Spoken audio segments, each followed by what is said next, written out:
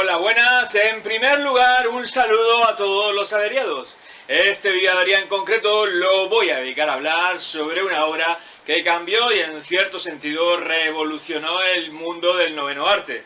Me refiero, como no, a Watchmen, el cómic de Alan Moore y Dave Gibbons. ¡Ahí voy!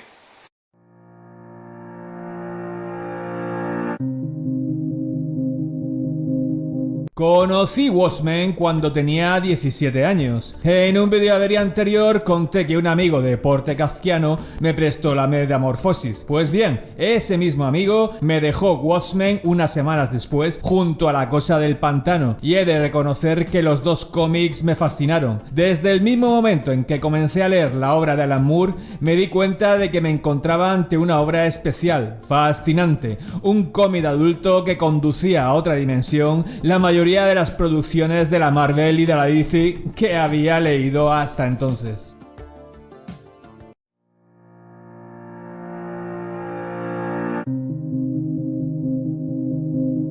Watchmen es fruto del talento del guionista Alan Moore y del dibujante Dave Gibbons, ambos artistas británicos. Antes de trabajar en Watchmen, Dave Gibbons venía de hacerlo en diversos cómics de terror y de acción, también de realizar las ilustraciones de Dan Dare y de ser director artístico de la serie 2000 AD. De ahí pasó a la compañía DC, donde comenzó a trabajar en Linterna Verde y posteriormente en Watchmen. Por otra parte, Alan Moore venía a trabajar en la revista Doctor Who Magazine y Star Wars Weekly, y en Capitán Britannia junto ni más ni menos que Alan Davis, y había destacado también en The Ballad of Hello Jones, aunque realmente comenzó a tener renombre cuando engarzó de golpe ni más ni menos que Miracle Man, V for Vendetta para la revista Warrior y su versión de La Cosa del Pantano en la DC. Todo un éxito artístico que lo preparó para el salto mortal que realizaría en Watchmen.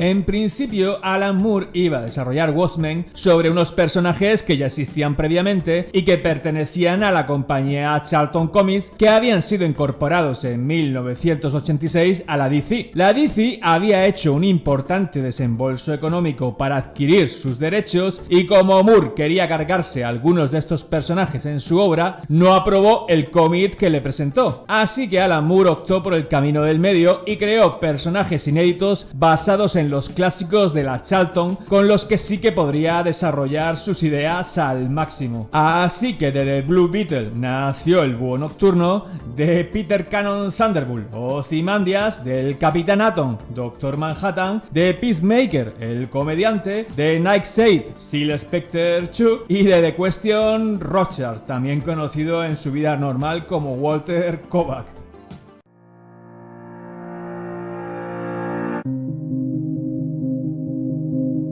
Watchmen es una obra con tan amplias resonancias que podríamos asegurar, sin temor a equivocarnos, que reescribe nuestra visión del mundo heroico, y por tanto deberíamos revisitar gran parte de las obras canónicas de la literatura occidental para conseguir observar con precisión sus alcances y analizarla con total justicia. Dicho esto, creo que existen 4 influencias básicas en Watchmen. En primer lugar, el ambiente de la Guerra Fría, el miedo al cataclismo nuclear. En segundo lugar, la influencia de obras distópicas de Philip K. Dick, J.J. Ballard o William Burroughs. En tercer lugar, el cómic de superhéroes clásicos, el de la Marvel y el de la DC, el de la Edad de Oro y el de la Edad de Plata, que Alan Moore se encarga de llevar a otra dimensión, adentrándolo en la vida adulta para siempre. Y en cuarto lugar, el cine negro, el protagonizado por Humphrey Bogart y Robert Mitchum, las películas de John Huston y Howard Hawks, que también de alguna forma Alan Moore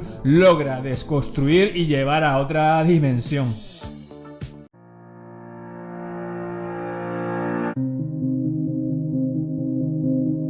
Dentro del apartado gráfico me gustaría destacar el excepcional juego de sutiles correspondencias entre distintas ilustraciones que Dave Gibbons desarrolló en el número 5, llamado Aterradora Asimetría. Y desde luego creo que es necesario mencionar las clásicas 9 viñetas que habitualmente aparecían en cada página, amplificando la profundidad y enigmas del relato. También en el apartado gráfico me gustaría destacar lo bien que Gibbons captó el ambiente sórdido de la sociedad retratada, así como la inquietud por el conflicto nuclear, lo bien que combinó el realismo sáceo con la abstracción, los dejes apocalípticos y los guiños, homenajes y pequeñas parodias al mundo de los superhéroes. Y no quisiera, por cierto, dejar de lado el tratamiento que le dio a los colores, que combinaba perfectamente con el estado de ánimo de los personajes, y en algún caso poseían un aspecto psicodélico muy acusado, pero también otro vicioso y fantasmagórico, reflejando perfectamente la frágil salud mental del mundo en crisis que Alan Moore construyó.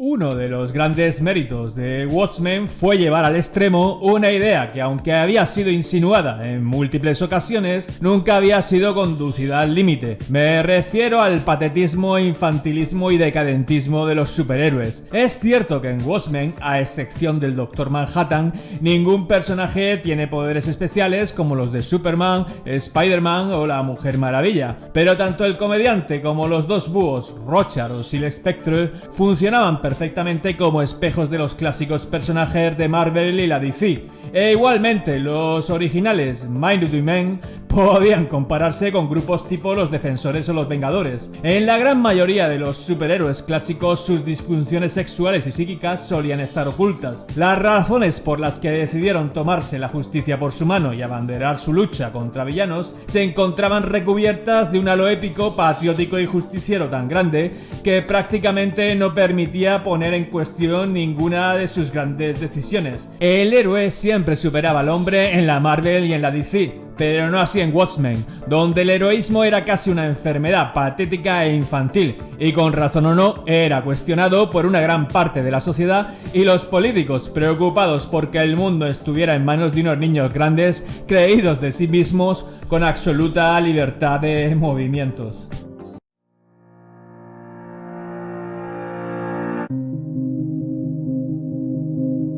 Watchmen es una obra sobre la derrota. Los superhéroes, o mejor dicho, las personas comunes que juegan a serlo, son cómicas siluetas llenas de mugre. Entre sus protagonistas hay de todo y sucede de todo. Violaciones, lesbianismo, homosexualidad encubierta, represión psíquica, frustraciones infantiles, crueldad y venganza. En fin, un cúmulo de características negativas que habían sido subrepticiamente ocultadas de las historias clásicas de superhéroes, ya fuera por la censura o en alas de la inocencia o las ventas, que de repente Alan Moore puso sin cortapisas en primer plano, creando una increíble conmoción. De hecho, Watchmen es mucho más que un cómic que cambió el rumbo de las historias de superhéroes, mucho más que una historia que los desmontó y desnudó, porque su parodia del mundo heroico estaba al servicio de un fin ulterior y metafísico, cuyos últimos objetivos y fines no cesaban de ramificarse. Watchmen llevó la palabra realismo y apocalipsis en el cómic a otra dimensión. Hasta el lanzamiento de la obra de Moore y Gibbons, la amenaza de destrucción del planeta había sido una sombra, una pura metáfora, un gancho con el que conquistar lectores, pero no una realidad. Había un guión que no se rompía por más aderezos adultos que se le quisieran poner, y el mundo nunca estaba en real peligro. Eso lo sabía muy bien Moore, que pensó que había llegado el momento de terminar con ese eterno coitus interruptus. A los lectores no queda que darles lo que necesitaban o esperaban, sino lo que la historia pedía. Y lo que pedía Watchmen era muerte, destrucción, caos y locura. Dicho y hecho, las 6 primeras páginas del número 12 hicieron realidad esa pesadilla que nunca se consumaba. Dave Gibbons dibujó tan solo una pequeña parte de los prácticamente 3 millones de personas muertas en Nueva York por la megalomaníaca decisión de Adrian Bates, pero bastó para tomar conciencia de la magnitud del desastre, del tremendo sufrimiento. Otra galaxia se acababa de quebrar en el mundo del cómic por decisión de Alan Moore.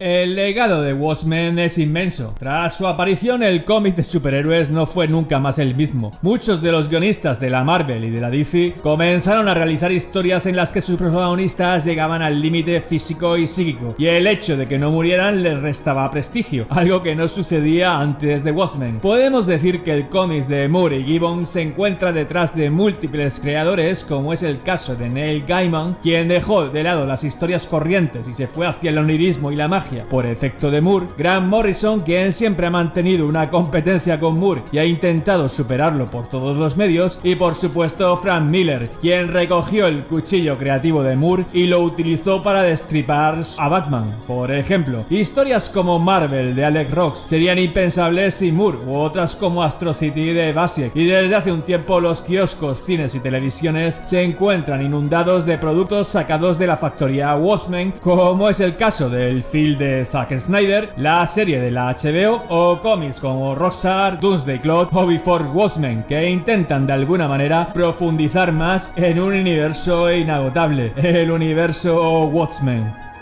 Bueno, pues confío que os haya gustado este vídeo de avería y que si ha sido así os suscribáis. Mi intención era únicamente dar a conocer en la medida de mis posibilidades un poco más el cómic de Alan Moore y Dave Gibbons, Watchmen. ¡Hasta la próxima!